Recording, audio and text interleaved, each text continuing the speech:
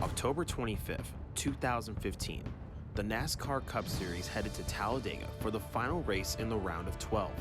Fans were excited, drivers were nervous, and a legend on his farewell tour led the field to green. Dale Earnhardt Jr. was looking to continue the success of his family at Talladega and knew in his mind and heart that a win at Talladega would advance him to the round of 8. This race had everything you could ask for to tell a heroic tale. Leading laps, penalties, and driving from the back.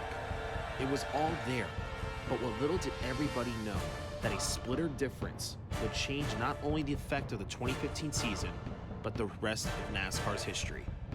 If I had 4 or 6 inches at Talladega, I'd be going to Homestead. When you think of Talladega, you think of Earnhardt, Junebug, Junior Nation, and so much more. Dale Earnhardt Jr.'s career at Talladega is one that will always be in the history books.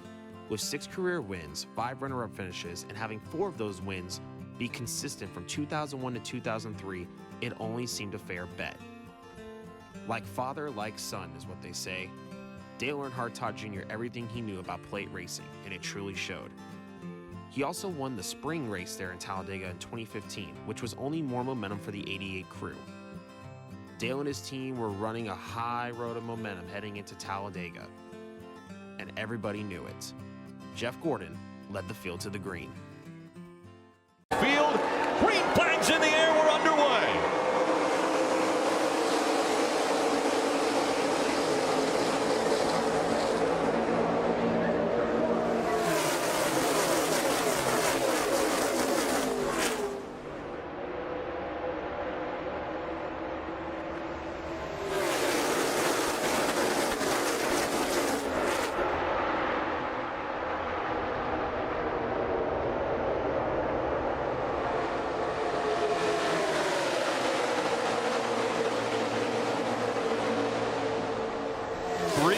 Motorsports cars, nose to tail on the bottom line. The 4th leading the outside line as they come through. 3 and 4 into the trial for the first time. It didn't take long for the 88 of Dale Earnhardt Jr. to be aggressive. He took the 23 wide on the backstretch to try to advance up in that bottom lane. The 20 tried to block him. You can tell right there the 20 wants to be aggressive today as well. He tried to block him. Couldn't get it done. Now the 20's in the outside lane. Hamlin trying to take the high line. Move it forward. Dale Earnhardt Jr. trying to make the middle line work. It's all about getting organized. You see how well organized the top lane is. You have the 11, the 24, 48, 5. Very compact. The 11 doing a good job of keeping them right behind him on the bumper, not getting out there too far. While the 88 is trying to form that middle lane, but he's having a little bit tougher time keeping the 22 and the 20 tight on his bumper. Dale Earnhardt Jr. trying to get underneath Denny Hamlin and reclaim that lead, Rick, for the 88 car. And he's making the momentum on the bottom of the racetrack work. He got to the inside of the 11, now has help with Matt Kenseth. Can he complete the pass? Almost a dead heat. They cross the start-finish line. Dale Earnhardt Jr. now a little momentum. Peaks in front of the 11.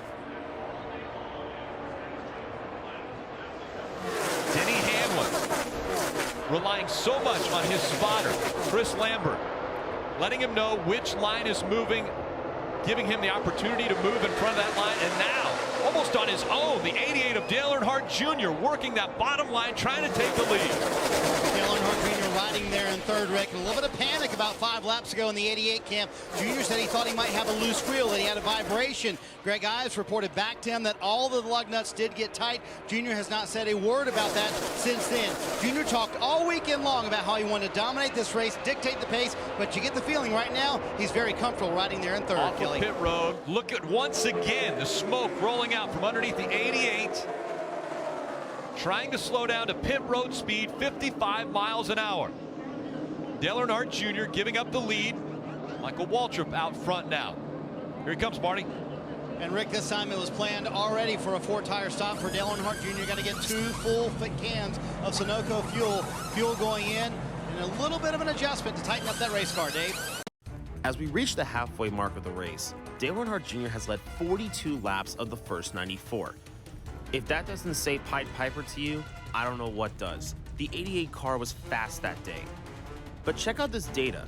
In the first half of the race, Dale Earnhardt Jr.'s worst running position was 8th place. That's an incredible stat and shows how fast this car was. Unfortunately, due to Dale's points position heading into Talladega, a win was everything that he possibly could do. With chasers like Kurt Busch, Carl Edwards, and Kevin Harvick running a more mild pace to be safe, Dale had no options but to win.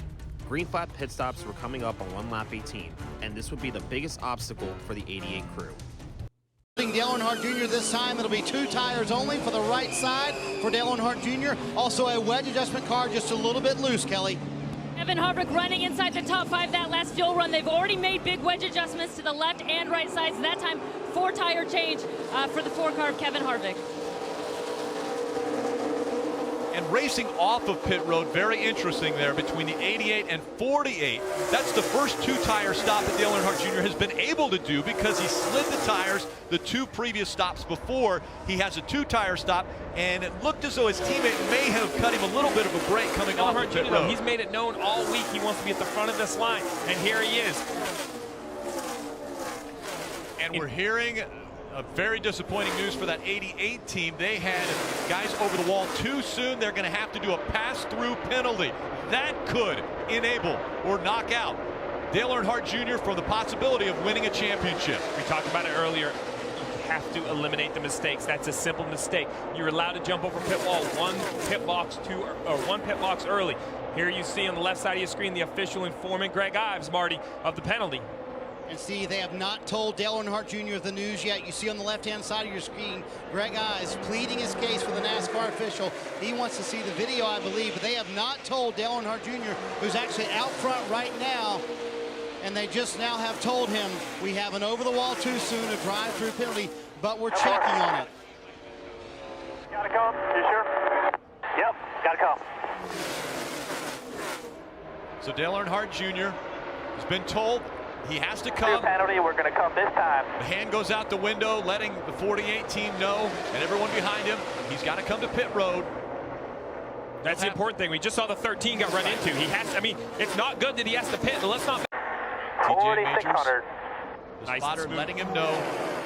That's the key, nice and smooth. You cannot flat spot the tires. If you do, you'd have to pit and change tires. You want this stop to be as quick as you can. You're serving a penalty. You do not want to have to stop. You just want to roll through here as quickly as possible. 4,600 on the tachometer, the RPMs. They don't have speedometers in these cars. All the way to the cone here. All the way to the cone. The 88 crew couldn't seem to catch a break during pit stops at Talladega. After having to come in and serve a penalty for having too many men over the box, Dale Earnhardt Jr. was only a straightaway from going a lap down. It seemed as though all hope was lost for the 88 crew as the race went caution-free the whole way. That was until a caution came out on the very next lap. Oh, and smoke rolling out from behind the 51 of Justin Allgaier. And the caution will come out. That is saving Dale Earnhardt Jr. potentially as he just went a lap down. He is the highest scored car 1 lap down, just in front of Martin Truex Jr. Has to be disheartening for Martin Truex Jr. We'll wait to see the official score. No, I think the 88's still in the lead lap. He was just in front of the field. Just in front of him? So potentially Martin Truex Jr. could still have that free pass. Dale Earnhardt Jr. was on the lead lap, and the 78 will get the free pass. So huge breaks for the 88 and the 78 team. Some of you may be seeing that almost a little bit of smoke or haze that's coming off of the cars as they go down the backstretch. Because the 51 of Justin Allgaier had an engine expire on him, they put down oil zorb or speed zorb onto the track to get any fluids that was on the track. They try to blow all of that off, but obviously not all of it's going to come off. So you're seeing a little bit of that as they go down the backstretch. How about the move by Dale Earnhardt Jr. up the middle and now leading that second line. We'll see if anybody jumps out in front of him, as a lot of people think Dale Earnhardt Jr. is going to get to the front. They want to go with him.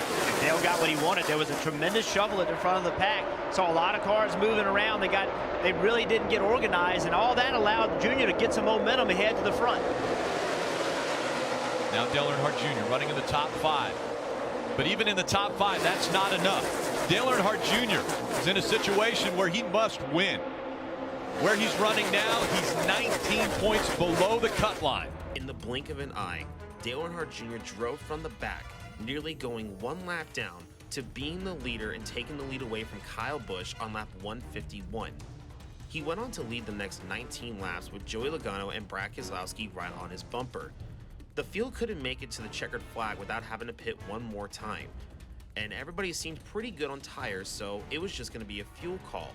Unfortunately, Dale Earnhardt Jr. locked up the tires again coming into pit road, and due to a safety concern, the 88 crew decided to take 2 tires rather than none to make sure that the car would make it or at least not blow a tire.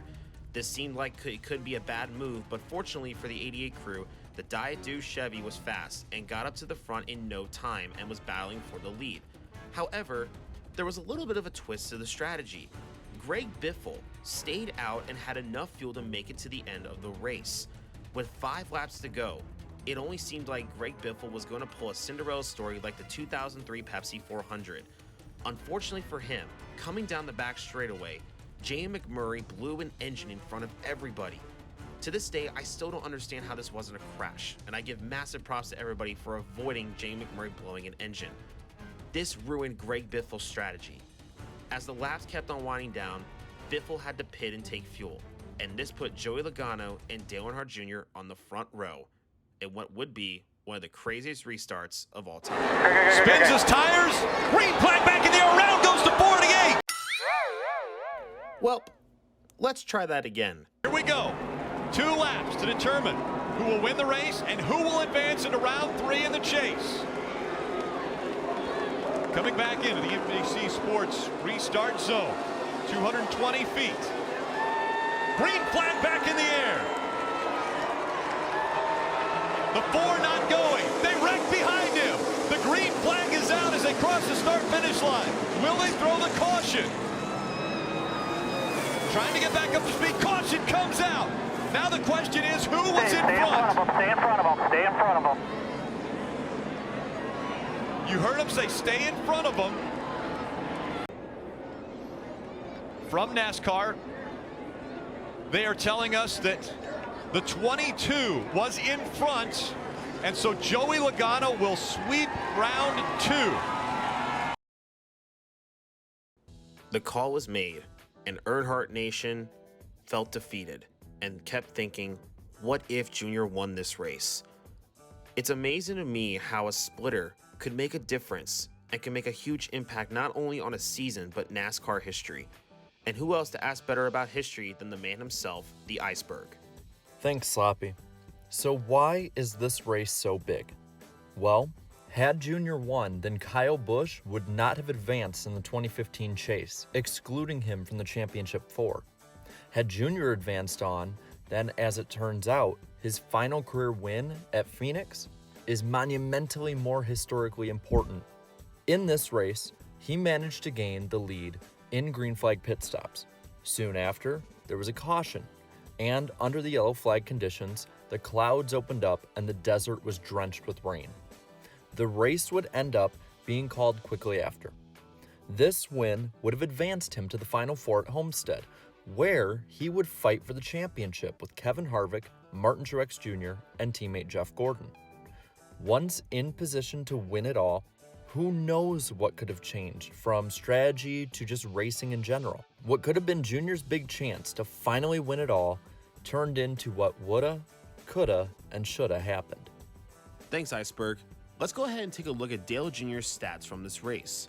He started 5th, finished 2nd, led 61 laps of the 188 total, an average running position of 6, and a driver rating of 114.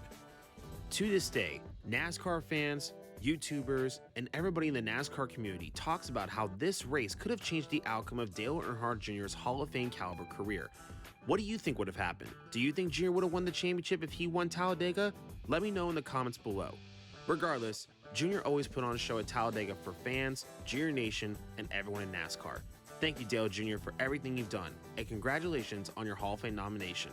This is Sloppy Joe, signing out, and remember to always stay sloppy. I'll see you guys in the next video.